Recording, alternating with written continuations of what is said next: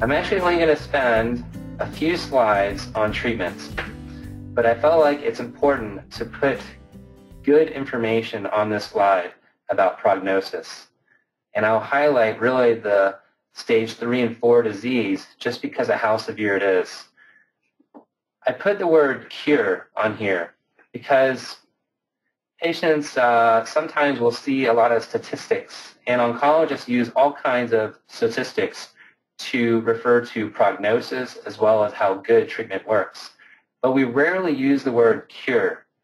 And I know that's the word my patients want to hear. They also want to know what are the chances.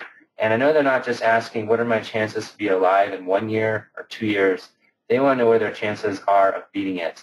And so as you can see, as I go down through this slide, these numbers are tough. And that's why I'm actually making it such an important point to learn about the lung cancer, learn about what makes lung squamous cancer grow, and that actually will inform you on how to best be treated. And I'll discuss that some more in the next few slides as well.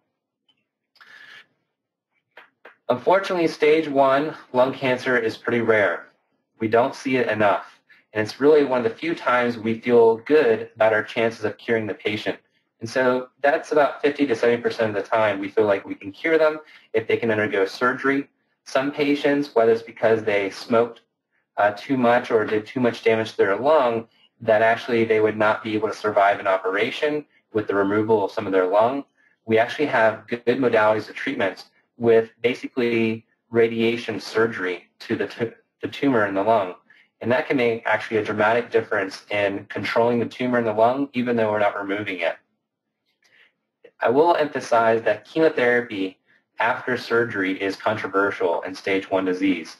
And so if you've been told that you have stage 1 lung cancer and it's been removed surgically, it would be important to understand why is it that chemotherapy is being given.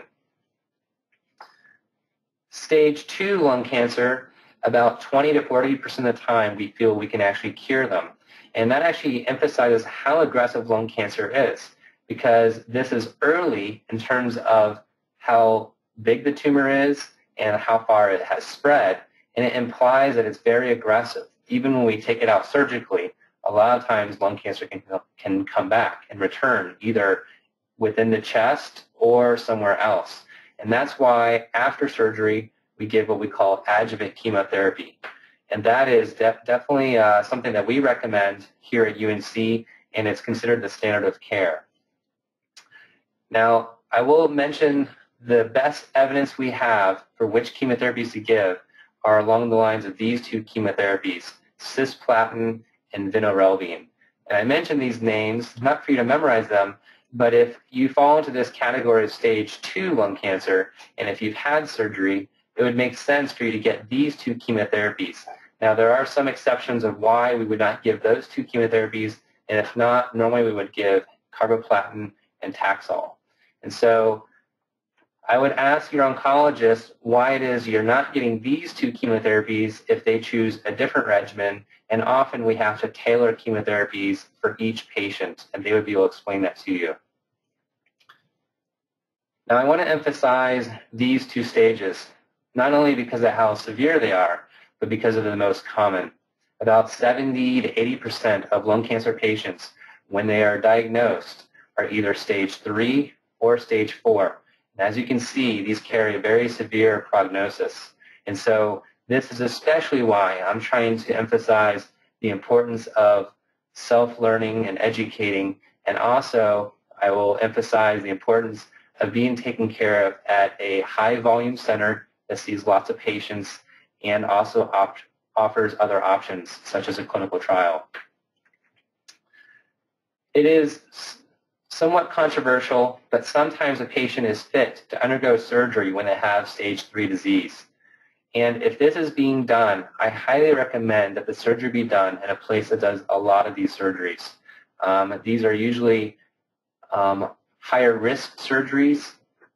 They can have lots of morbidity, and it can be very difficult to recover from these surgeries. And that's why I recommend it be performed by a surgeon who does many of these each year. If surgery is not done, it's usually very common to give a combination of chemotherapy and radiation. And we actually know that if the patient can tolerate it, we recommend doing them both at the same time together. But as you can see, I'm very emphatic about seeking a clinical trial. And that is, for the next few slides, better explained based on what we now know about lung squamous cancer. Stage 4 disease always carries ominous sound, and that's for this reason, because the ability to cure someone with stage 4 disease is very limited. And that's why I am emphasizing not only the education, but the newer treatments that may make this much different.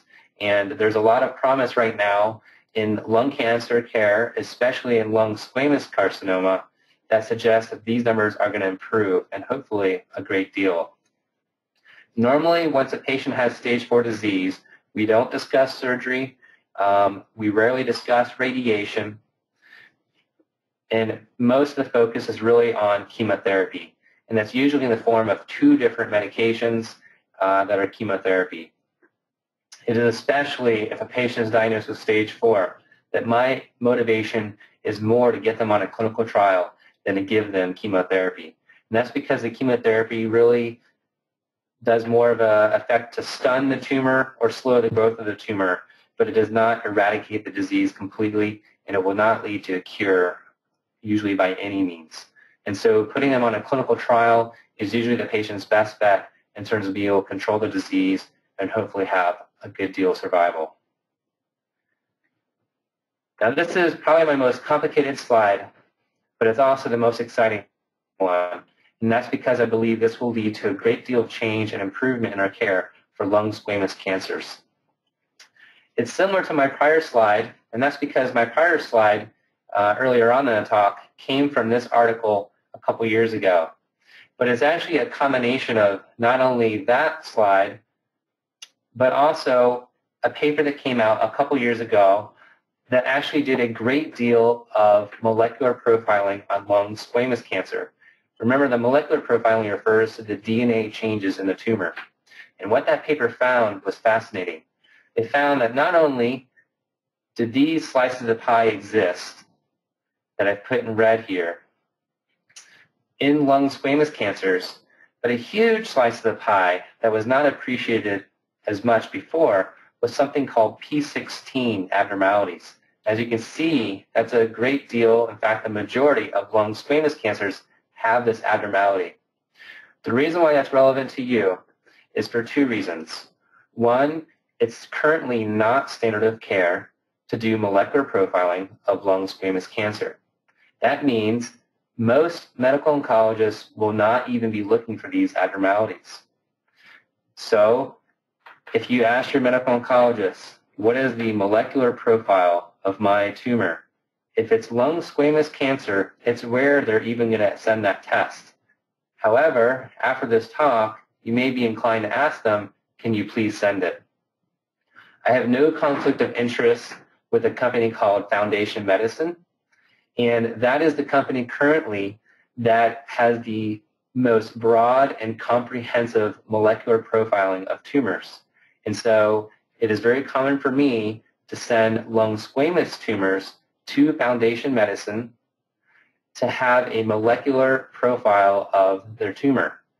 The reason why that is especially important, the second reason, is because where I have put in red boxes PI3 kinase, EGFR, DDR2, FGFR1, and P16 all have treatment options. And there are clinical trials that currently exist to try and treat these types of lung cancer. The only way to be able to treat these types of lung cancer is to do the molecular study. And so now it's becoming more common for academic centers to be doing molecular profiling of lung squamous cancers.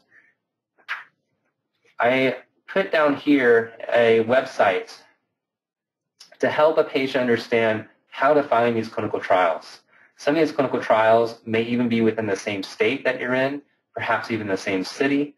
If not, this website will help you understand where such clinical trials exist and where you may need to be referred to. I put a couple suggestions on how you would go about using this website because it can be a little bit overwhelming. So if you go to this website, There's a suggested search term that I would use, which is lung squamous cancer. Now, if you put that in, you're going to get a lot of hits, and it may be overwhelming. In fact, I did this over the weekend, and I saw something like 400 different clinical trials. That's really hard to sort through. But if you use these next few suggestions, it'll actually really narrow down where would be the best place for you to consider a clinical trial.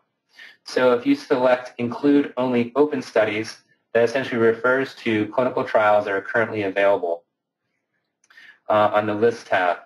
And then if you narrow it to just studies within the United States, you'll see on a map tab where you can do that. That'll really narrow it down. And I believe when I did that, there were something around 70 clinical trials for lung squamous cancers throughout the country. Now I'm going to mention a few things about lung squamous cancer as far as some newer therapies that are coming out and that are actually quite exciting. And this is actually just a chart just looking at all different types of cancers out there. And essentially as you go up in this direction, you're seeing the frequency and the number of mutations that exist. And I'll point out that lung cancer is one of the highest mutation frequencies of all cancers out there. Let me tell you why that's a good thing. So your immune system actually can recognize mutations. And so the mutations in the DNA lead to abnormalities in protein, and the immune system can recognize that and then kill the cancer. And so if there's a lot of mutations present in the tumor, the immune system can recognize that and destroy the tumor cell. Let me tell you why that's not happening in our patients. So it turns out that tumors are very clever. Not only do they have the mutations, which allow them to be recognized by the immune system, but they also create proteins, one of which is called PD-L1. And these proteins essentially turn off the immune system. So it's exciting in one sense that the immune system has the ability to kill the tumor and to recognize the tumor because of all these mutations. However, we recognize that now tumors are able to turn off the immune system. The reason why this is exciting is because now medicines have been developed to actually block this problem here and actually turn the immune system back on. And so essentially what I'm telling you is that these therapies actually don't attack the tumor. They actually turn the immune system back on. And the immune system actually attacks the tumor. And this actually has led to very exciting results. And let me show you a little bit of that. So this is actually an example of lung squamous cancer. And this patient actually has a large tumor in their lung here.